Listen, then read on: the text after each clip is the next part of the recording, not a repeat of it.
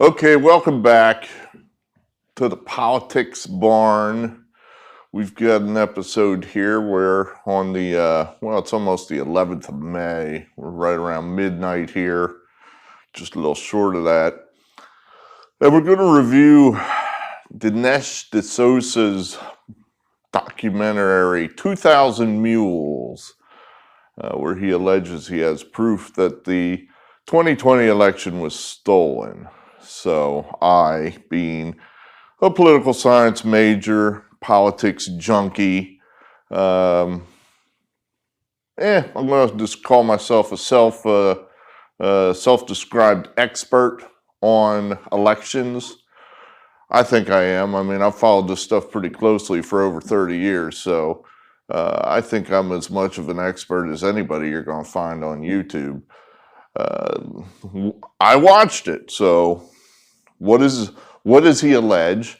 Is it true? Was the election stolen? What are the rebuttals to his documentary? All to be covered in this video. So let's get going. Dinesh D'Souza is a right-wing filmmaker, I guess, activist, what have you. He's been involved in conservative, right-wing Republican politics for a while now. Any Democrat rebuttal will immediately tell you that he was convicted for a campaign contribution crime and was pardoned by President Trump. So that's the D'Souza. D'Souza basically is piggybacking on the work of a group, I guess based out of Texas, called True the Vote. They've been around for 10 years, maybe 10 years. And it's I assume they have a somewhat conservative bent to them in that only Republicans seem to want to clean up the voter rolls and make sure that only eligible voters vote. Democrats, that's one of the least things that they care about. They could give a shit as long as they win. They don't care if people from Mars voted as long as they won.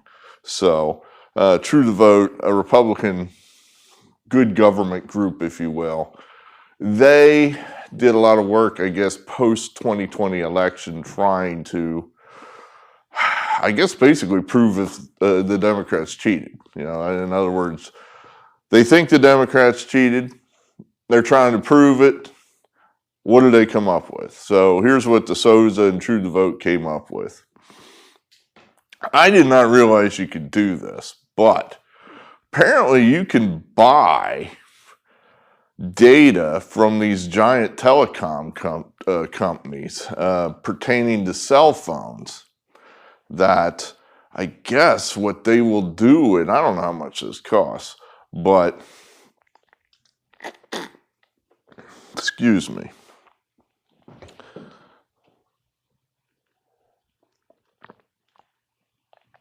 Sorry for that. But apparently these giant telecoms will sell you data on where cell phones are. Now, I guess they don't tell you who owns the cell phone, of course. I don't even know what you get. I imagine you don't even get a number. In other words, if I had the cell phone number, I could figure out who owns that cell phone pretty fast. Probably all you get is some kind of a serial number or something that I have no way to link to the actual user of the cell phone.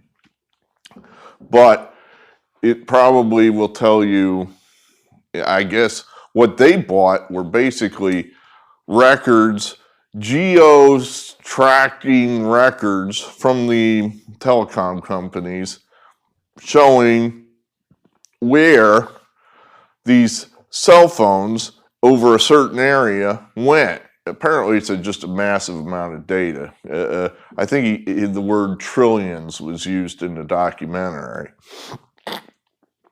Trillions of data points that, in other words, In the city of Atlanta, for example, that's a couple million people right there, all of which probably have cell phones.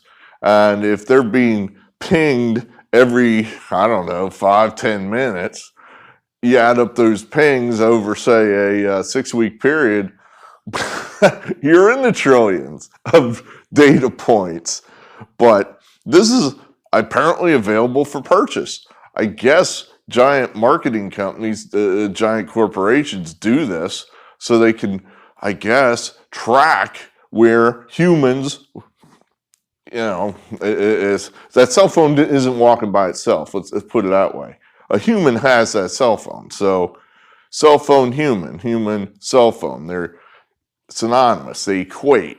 So I can track where those humans are. In other words, where's the foot traffic? Where are people going?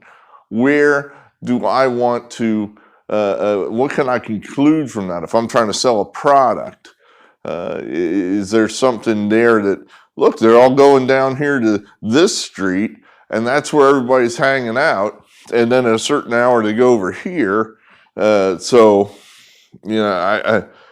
Businesses, I guess, do buy this data and use it to try to target their sales pitches, their marketing. Well, I didn't realize just anybody could buy this. That True the Vote apparently bought this data. They bought it for 5 locations. Georgia, Arizona, Wisconsin, Michigan, and then the city of Philadelphia. Apparently they didn't buy all Pennsylvania. They just bought Philadelphia. And they bought the data from, I believe they said, October 1st through the election. So that's about five weeks roughly. I think they bought the Georgia data through the first of the year because the runoff elections, if you remember, went through December. The runoff elections determined control of the Senate, which the Democrats won because they won the runoff elections, as well as winning the state for Joe Biden in the presidential election. So that is the set of data that they had. In addition to that, they generated a huge cache of video surveillance by sending out FOIA requests. Apparently, all these drop boxes that are at the center of much of the election controversy. What's a drop box? Well, all this vote by mail stuff, you don't have to go into the courthouse and give them your ballot.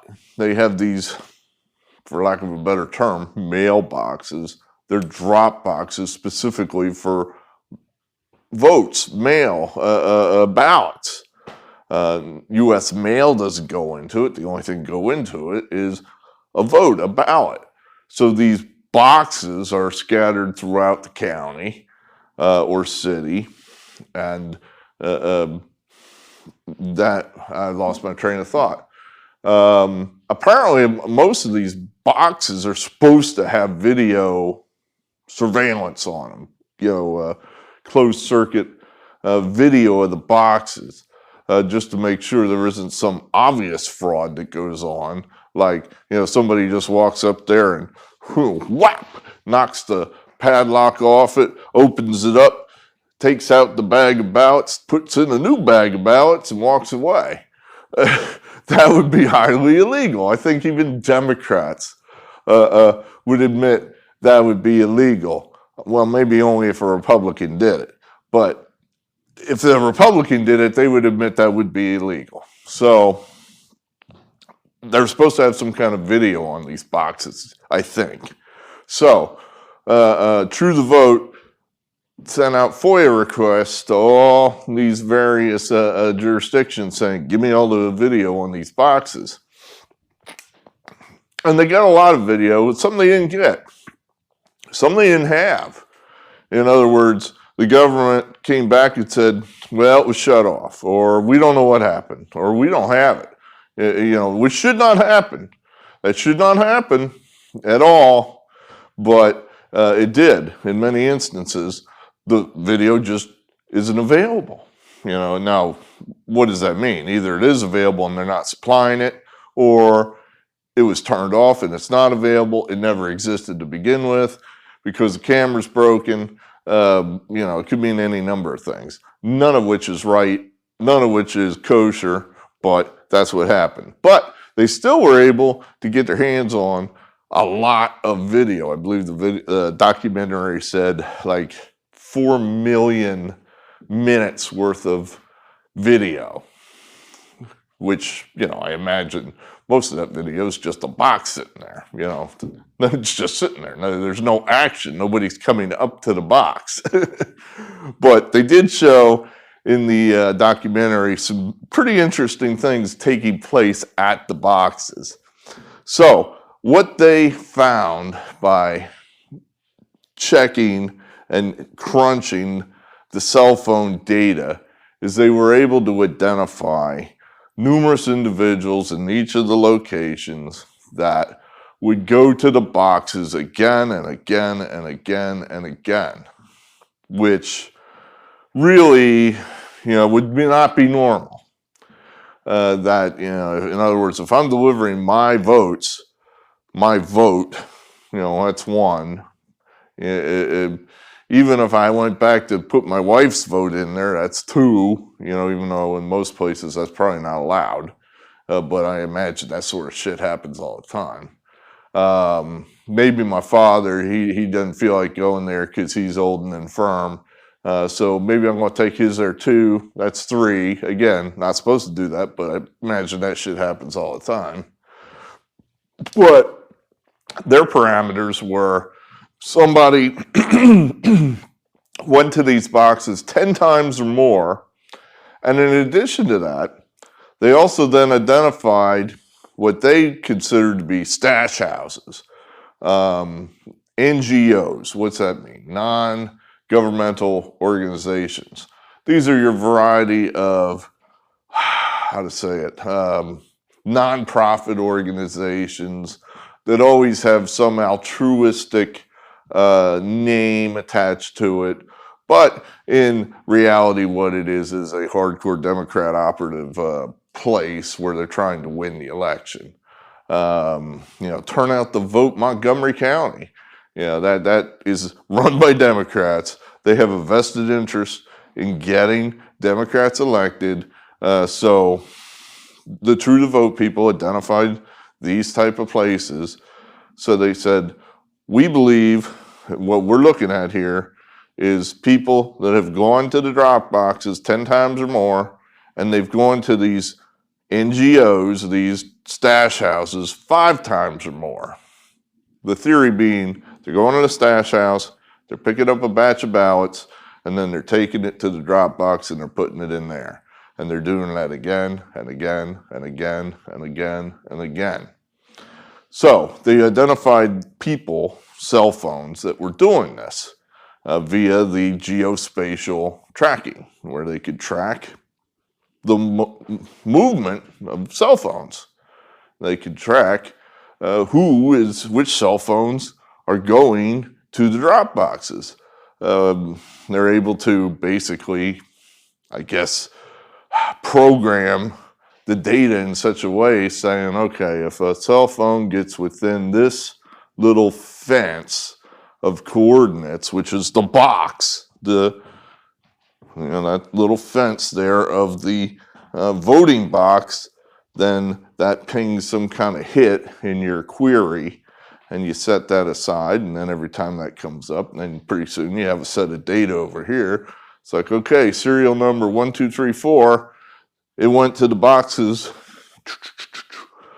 30 times. 30 times it went to the boxes, and then it went to address 123 Mockingbird Lane, where True the Vote, or Get Out the Vote Montgomery County.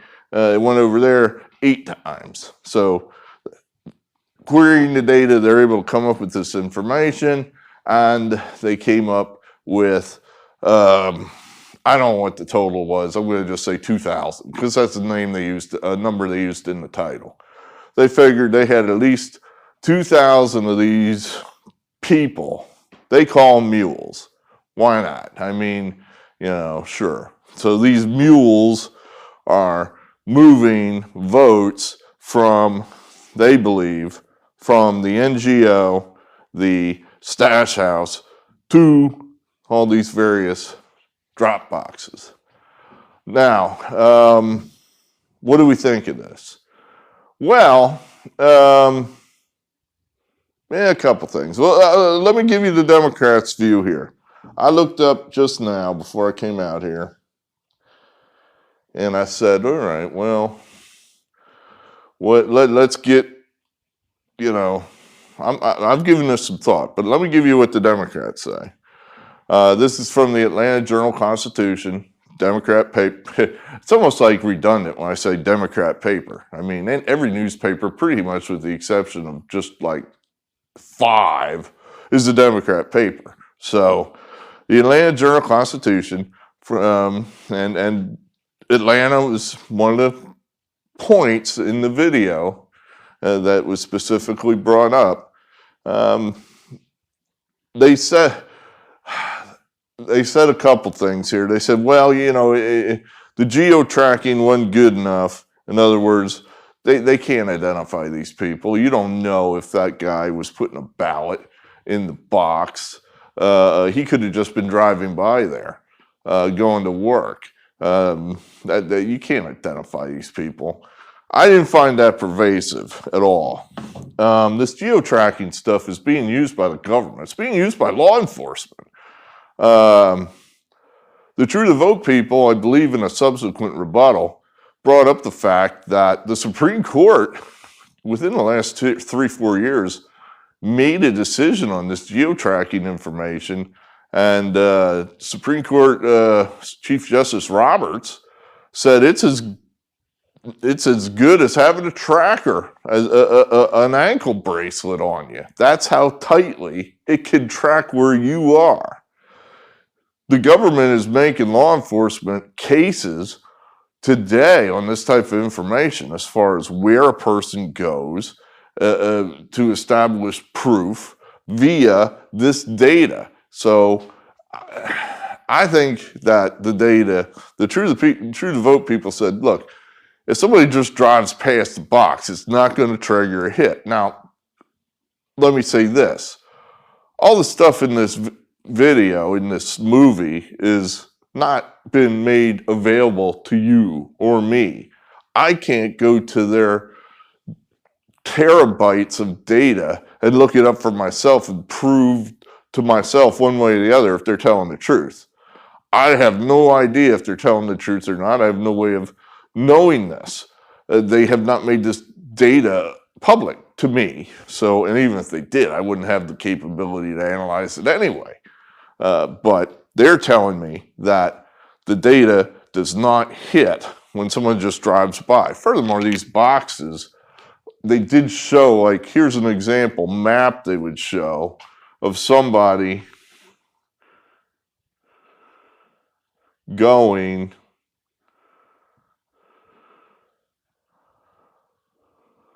around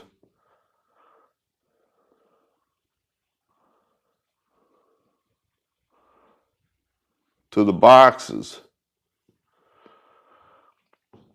Now you can see some of these, they're just like, okay, maybe he just drove by there. See that it's just right on my way there. But other ones, you could see that the cell phone specifically goes all out of their way to the point of the box, and they don't just continue on their way, they reverse and go back. They went there specifically to go to that box. That's obvious. So they might have been just driving by. It might be a cab driver or something. No, I'm not buying that. I don't think that's likely. I think it's very unlikely, actually. So I didn't buy that.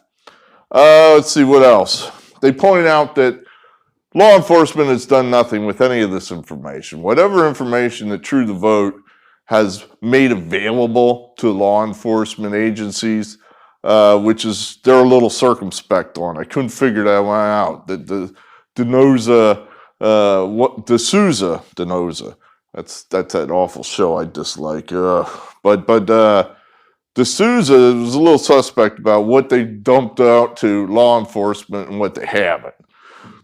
Apparently some of this information has been passed over to law enforcement, at least as far as in Atlanta and Georgia goes, and they've done nothing.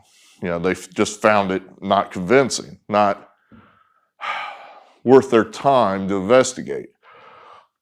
Sure. I mean, that doesn't shock me. I mean, I don't find that really indicative one way or the other as whether the evidence is strong that something wrong or a crime was committed.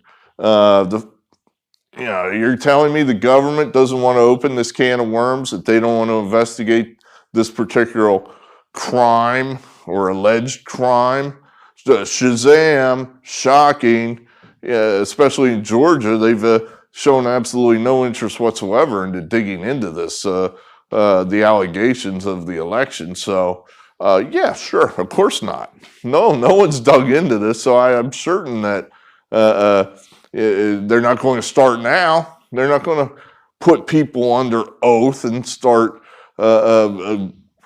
impaneling grand juries to take testimony under oath. That's simply not going to happen.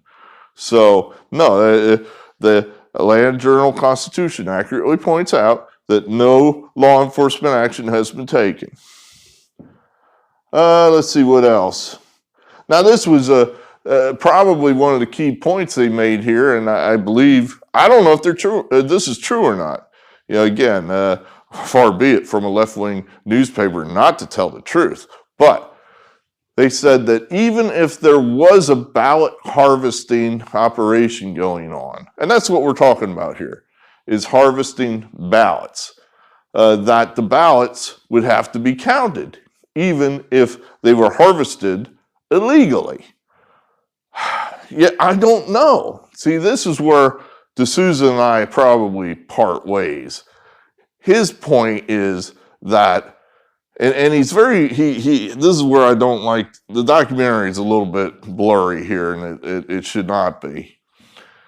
Ballot harvesting is a practice which is legal in some states in its entirety, semi-legal in other states, not legal in other states. It's a whole hodgepodge of whether this practice is legal or not. In California, I believe it's entirely legal. What is it? Well, in some states, they've always had this by mail vote, and basically, rather than having to show up to the polls and cast your vote, you can just do it by mail. In fact, you don't even have to go to the mailbox. You don't even have to go to a drop box. You can just give it to somebody. You can just give it to some party operative and let them take care of it. That's allowed in totally 100% legal ballot harvesting states. Now, the point that D'Souza, I believe, is making is that is what was going on in the 5 states that he has identified here: Philadelphia, Pennsylvania, Wisconsin, Michigan, Arizona, and Atlanta, Georgia. That these are ballot harvesting operations. And in the video, they do say that in Georgia, that was not legal, that you could not be harvesting ballots in Georgia. That's illegal. I believe even the Atlanta Journal-Constitution says that you can't do it. I don't know what the law in Georgia was. They seem to come down pretty strongly on it's not allowed except in rare circumstances. In Pennsylvania, I know it's not allowed unless you're disabled. Then you can designate an agent to turn your ballot in for you.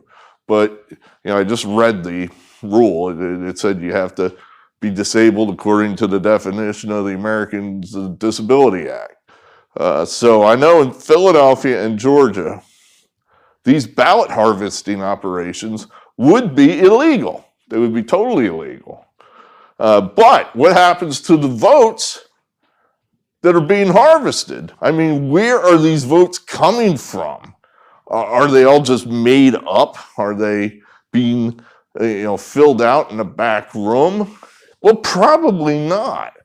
Probably the vast majority of these votes are actually coming from voters from legitimate Democrat voters. They're probably going hard through the Democrat neighborhoods and collecting whoever's on their nice list, in other words, other Democrats.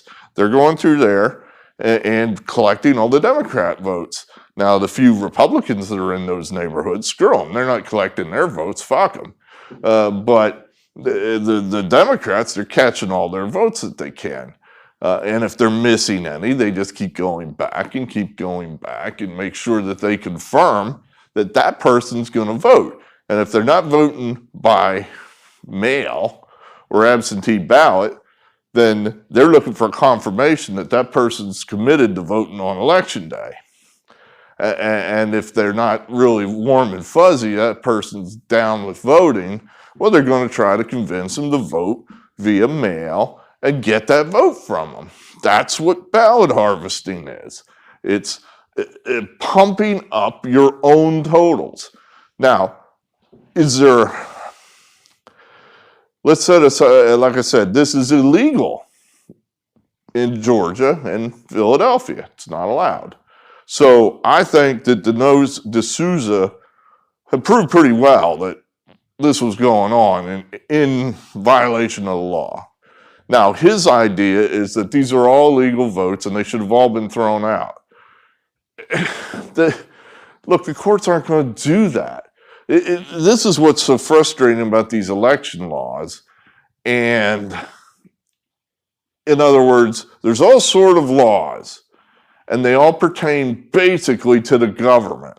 In other words, the government who's running the election, they've got to do this, they've got to do that. They've got to make sure that this box is checked. They've got to make sure this line is signed. They've got to match these signatures. They've got to do X, Y, and Z. And they do half of it. The other half, they don't even bother doing. It's like you're not following your own rules. This is illegal. But the government, they're the ones running the election. They don't care. In Philadelphia, the rules say that Republicans are supposed to be allowed to sit in the Democrat precincts and watch them count the votes. Well, the Democrats sat the Republicans outside in the hallway and said, go fuck yourselves. We're not letting you in. And the Republicans screamed bloody murder, and what did it get them? Nothing. They couldn't get in. They didn't stop the vote counting. Eventually, they were let in and sat on the other side of the room where they couldn't see anything. All totally illegal. But nothing happened. Nothing happened. And this ballot harvesting thing, again, totally illegal. I'm convinced, okay, D'Souza, you convinced me. It went on. But what's the remedy? Most, if not all of those votes are legitimate votes. They're just gathered improperly. Instead of, Joe the pipe fitter who hates Trump going down to the precinct and casting his vote, he just hands it to the Democrat operative. The vote gets counted anyway. It would have gotten counted either way. Now, of course, there are allegations, and this is why it's illegal. When I hand my vote to the operative, there's no telling what happens to it after that. It's out of my control. It's not under the observation of any kind of regulatory or third set of eyes, any impartial set of eyes isn't watching that.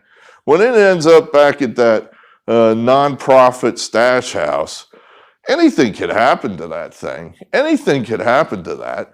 They could open it up. They could check and make sure I voted for the approved candidate. If I didn't, simply replace the ballot with an approved ballot.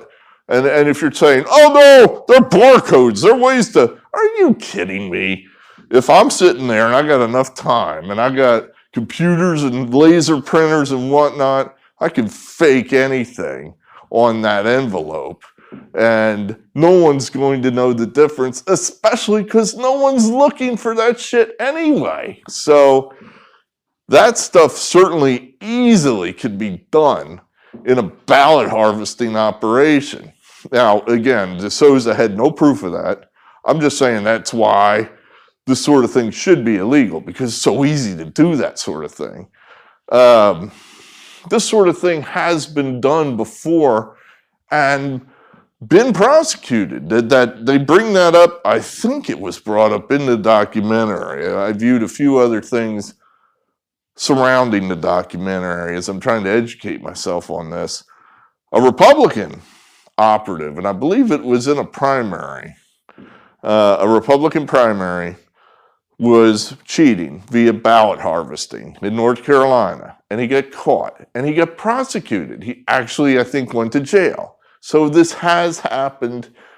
The government has stepped in and prosecuted people in this. I would argue the only time they would ever do that is in a primary election, because in an election where it's blue versus red, the courts aren't going to get involved. The issue is simply just too radioactive, and they're just going to say, you boys work it out amongst yourselves.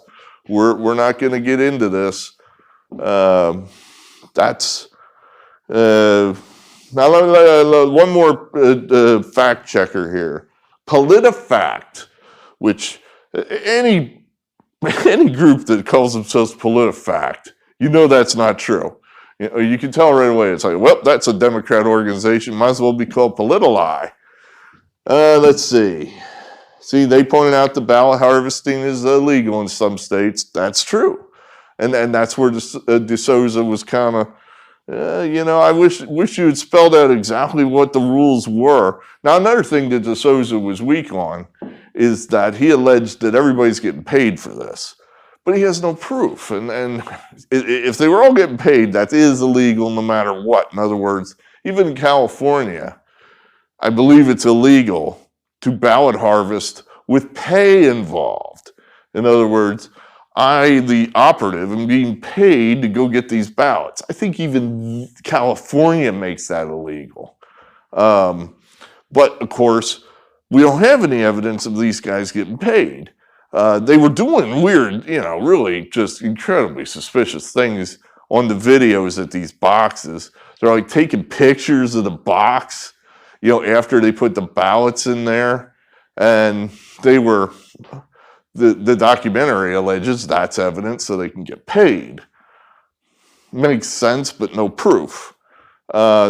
Sometimes they were wearing latex gloves. They were wearing latex gloves when they're putting the ballots into the box.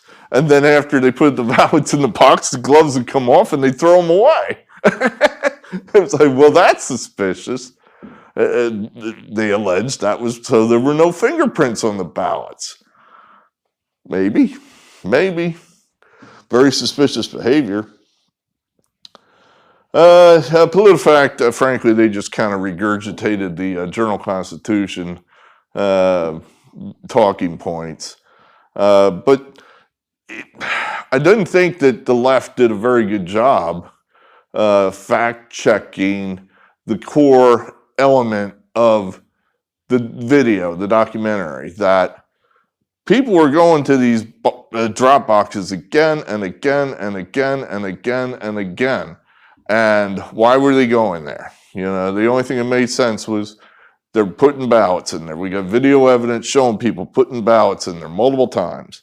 And, that wasn't in the video. They just alluded to that. In other words, they didn't actually sit there and show me, okay, here's a guy with the hoodie putting it into the ballot box here, and then here, and then here, and then over here. They just alluded to that. They didn't actually show it to you. They're telling you this by the tracking of the cell phone data. So, again, I'm convinced that, you got me sold. I hear you that these ballot harvesting went on, but then you just don't know how many of these votes were totally illegal. In other words, how many of these votes were just not real people? You don't know. Why would I use a ballot harvesting operation if I am the Democrats? Well, like I said, it helps me pump up my own numbers. I could send 5 operatives, 5 college kids. and just say, all right, go over there to Taylor Towers. Go over there, and that's an apartment building. I don't know, maybe 100 people live over there.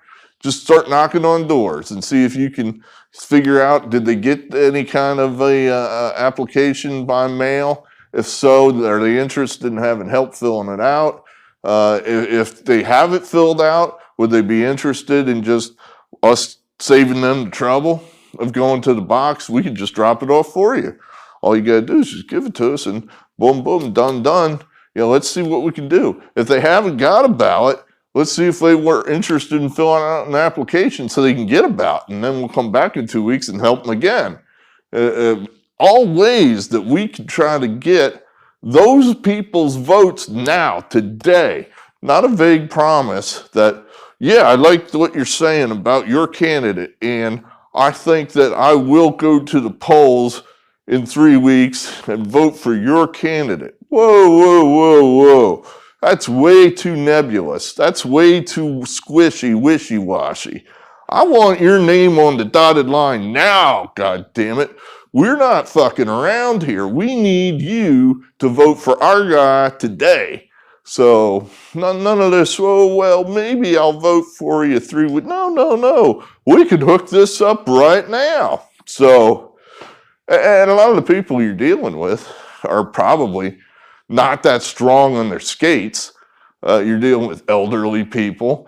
You're dealing with perhaps people, English is their second language. You could probably shove these people pretty hard one way or the other and get them to do a lot of what you want them to do. So ballot harvesting, hell yeah. You can gin up your numbers a lot. I read that when this first became law in California, that it was like a giant shock to the Republicans that all of a sudden, Republicans don't win in California anyway, but in certain areas they're competitive, and even in those areas they got killed, and they're like, what the hell just happened? And then they figured out what the rules were. And then after that, then the Republicans started to play by the same rules, and they didn't get their ass kicked as bad. And frankly, that's what I think it has to happen here. I mean, D'Souza, this is great, and it's a nice video, and information is always good. Information is always better than no information. You make up your own mind whether this ballot harvesting operation was in play. I say it was. I believe DSouza. But what's the point? Law enforcement's not going to get involved. The courts are not going to get involved. I think they've set the precedent pretty hard here that this is all legal. Even though it says in the rules, hey, not allowed to ballot harvest, I think you're perfectly allowed to ballot harvest. So I think that the Republicans can and will, in this next cycle, they're going to do their own ballot harvesting. I think that those that stand opposed to the Democrat Party, we're going to play by the same rules that they did in 2020. And I think the results are going to be a lot different. Really do. So that's kind of where I'm at with this. One other thing I wanted to bring up, this sort of relates to this. Zuckerberg in Pennsylvania here, apparently, this is according to the New York Post, in the 2020 cycle, and I don't know if you know this or not, Zuckerberg contributed $419 million to the elections to get out the vote. In other words, oh, what a great guy. Giving all this money away to the local government so they can run their elections better and I guess get out the vote. Yeah, what a great guy. Well, here in Pennsylvania, all that money went to Democrat counties to get out the vote in those counties, not in the rural counties. This is according to Spotlight Pennsylvania. Apparently he turned out about $38 million in grants here in PA. the Democrat counties, at least in southeastern Pennsylvania, that's all Democrat counties down there, they were invited to apply for these grants in the summer of 2020. And that was before the Republican counties, the rural counties, even knew the money was available. The Zuckerberg just reached right out to these Delaware, Montgomery County. Hey, you want some money? You want some money to get your vote out, Philadelphia? Well, yeah, sure. That'll help us get out the vote, which is all Democrats. The Republican counties weren't even aware that they could try to get this Zuckerberg money. In other words, he's a private guy. He doesn't follow rules. He doesn't put up a big sign that says, I have money available. He makes it available to who he wants it to be available to. Now, eventually he made it available to all the counties, but not that much. In other words, apparently, and again, Spotlight Pennsylvania, Philadelphia got $8.83 per voter. Venango County, raise your hand if you're from Venango County. You're probably not. But that is a small rural county north of Pittsburgh. They got 64 cents per voter. There were 23 counties in PA that got Zuck bucks. 13 were Trump counties, 10 were Democrat counties, according to Spotlight Pennsylvania. The Democrat counties got $5 to the $1 that would go to the red counties. 5 to 1. So when you say that Zuckerberg didn't influence the election, bullshit. Bullshit. That's not true. He absolutely helped the Democrats win the election by pumping up the vote totals in Democrat counties. It's something that should not be allowed. But, again, if we want to fight fire with fire, maybe we could try to talk Elon Musk or the Koch brothers or somebody into dumping similar amounts of money into the rural counties and try to pump up our totals. I'm pretty confident that this cycle and 24 cycle, you're going to see 85-90% turnout in Republican counties, which is ridiculous and unheard of, but we're basically just doing what the Democrats are doing. It's like Milwaukee County had 90% turnout? That seems unlikely, but hey, you're telling me that that's normal. Okay. So it's going to be fight fire with fire, and it'll be what it'll be. So that's what I thought of 2000 Mules. It definitely has some holes in it. I don't agree with the premise that, well, they're all legal. All these votes are illegal, therefore they all should be thrown out. How are you going to figure that out? I mean, how would you actually figure that out in court?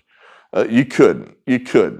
And B, the vast majority of those votes were actual people. Like I said, in the video, it said that by their calculations, 275,000 votes in Philadelphia were cast via the Mules. That's basically 35% of all the votes cast in Philadelphia.